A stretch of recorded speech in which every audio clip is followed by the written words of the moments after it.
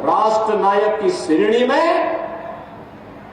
भारत माता के वही सपूत हैं जिनका पूरा जीवन भारत माता के लिए समर्पित था।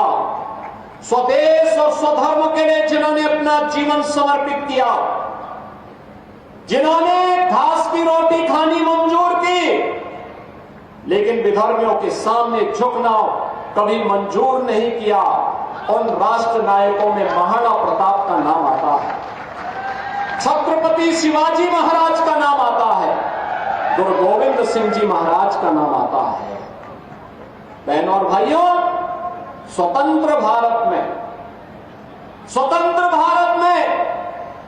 इन राष्ट्र नायकों का आदर्श हम सब की एक प्रेरणा है और वही प्रेरणा के बल पर हम लोग कुछ कर पाते हैं। और इसीलिए हम कहना चाहते हैं बहनों और भाइयों, इन राष्ट्र नायकों का सम्मान हर हाल में होना चाहिए। जो लोग इन राष्ट्र नायकों को सम्मान नहीं दे सकते वे किसी मानसिक विकृति के शिकार हैं और उनके उपचार की आवश्यकता है,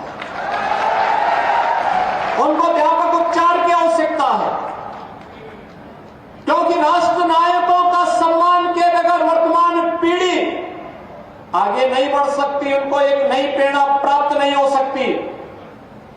वर्तमान पीढ़ी को प्रेरणा प्राप्त होती है महापुरुषों के जीवन चरित्र से, उनके व्यक्तित्व और कृतित्व से।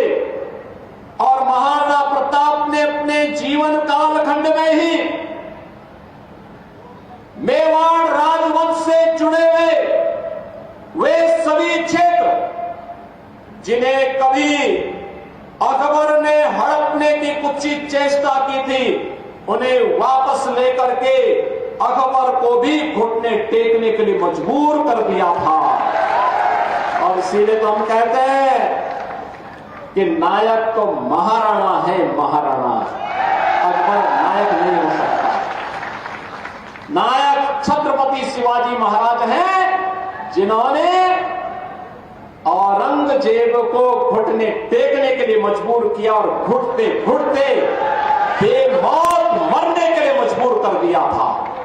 इसलिए नायक छत्रपति शिवाजी महाराज हैं, औरंगजेब नहीं हो सकता।